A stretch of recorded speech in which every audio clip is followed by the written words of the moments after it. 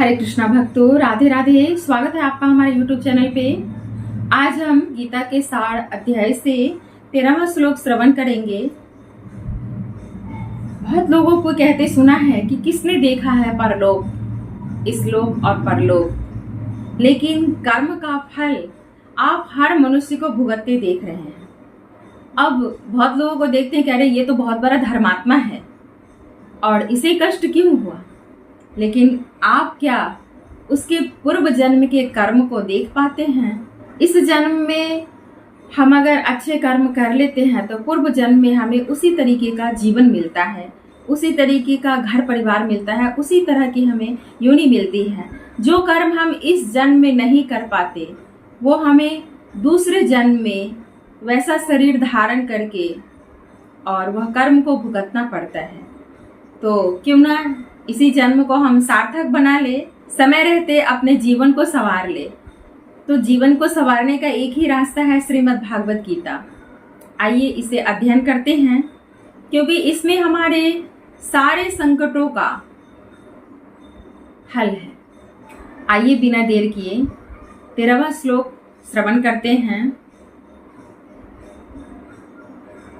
भगवान श्री कृष्ण कहते हैं, देहिनास्मिन् यथा देहे कौमारं यौवनं जरा तथा देहान्तर प्राप्तिः धीर तत्र न मुह्यति। जिस प्रकार शरीरधारी आत्मा इस वर्तमान शरीर में बाल्यावस्था से तरुणावस्था में और फिर वृद्धावस्था में निरंतर अग्रसर होता रहता है, उसी प्रकार मृत्यु होने पर आत्मा दूसरे शरीर में चला जाता है। धीर व्यक्ति ऐसे परिवर्तन से मोह को प्राप्त नहीं होते हैं। जो स्थिर हैं, जो भगवत भक्ति में स्थिर हो जाते हैं, वो मोह को प्राप्त नहीं करते हैं। तात्पर्य यह है कि प्रत्येक जीव एक व्यष्टि आत्मा है। वह प्रतिक्षण अपना शरीर बदलता रहता है, कभी बालक के रूप में, कभी युवा तथा कभी वृद्ध पुरुष के रूप में, तो भी आत्मा वही रहता है। आत्मा नहीं बदलती है, सिर्फ शरीर की अवस्था बदलती रहती है, उसमें कोई परिवर्तन नहीं होता। यह व्यष्टि आत्मा मृत्यु होने पर अंततो गत्वा एक शरीर बदलकर दूसरे शरीर में देहांतरण कर जाता है, और चूंकि अगले जन्म में इसको शरीर मिलना अवश्यम भी है, चाहे वह शरीर आध्यात्मिक हो या भौतिक। अतः अर्जुन के लिए न तो भीष्म न ही द्रोण के लिए शोक करने का कोई भी कारण था, अपितु उसे प्रसन्न होना चाहिए था कि वे अपने पुराने शरीरों को बदलकर नए शरीर ग्रहण कर सकेंगे और इस तरह वे नई शक्ति प्राप्त कर सकेंगे। ऐसे शरीर परिवर्तन से जीवन में किए कर्म के अनुसार नाना प्रकार के सुखोपभोग या कष्टों का लेखा हो जाता है। चूंकि भीष्म व द्रोण साधु पुरुष थे, इसलिए अगले जन्म में उन्हें आध्यात्मिक शरीर प्राप्त होंगे, नहीं तो कम से कम उन्हें स्वर्ग में भोग करने के अनुरूप शरीर तो प्राप्त होंगे ही। अतः दोनों ही दशाओं में शोक का कोई कारण नहीं था। जिस मनुष्य को व्यष्टि आत्मा, परमात्मा तथा भौतिक और आध्यात्मिक प्रकृति का पूर्ण ज्ञान होता है, वह धीर कहलाता है। ऐसा मनुष्य कभी भी शरीर परिवर्तन द्वारा ठगा नहीं जाता।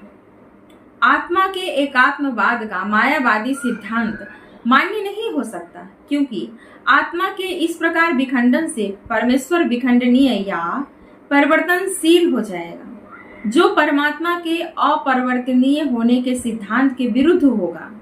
गीता में पुष्टि हुई है कि परमात्मा के खंडों का शाश्वत यानी सनातन अस्तित्व है, जिन्हें क्षर कहा जाता है, अर्थात उनमें भौतिक प्रकृति में गिरने की प्रवृत्ति होती है। ये भिन्न अंश नित्य भिन्न रहते हैं। यहाँ तक कि मुक्ति के बाद भी व्यष्टि आत्मा जैसा का तैसा रहता है, किंतु एक बार मुक्ति होने पर वह श्री भगवान के साथ सच्चिदानंद रूप में रहता है। कहते हैं ना कि जो अपने आत्मा को यह मनुष्य शरीर हमें संवारने के लिए मिला है, भगवत भक्ति करने के लिए मिला है। ऐसा नहीं है कि भगवत भक्ति करने के लिए संन्यास धारण करना जरूरी है। गृहस्थ में रह करके भी भगवत भक्ति की जा सकती है।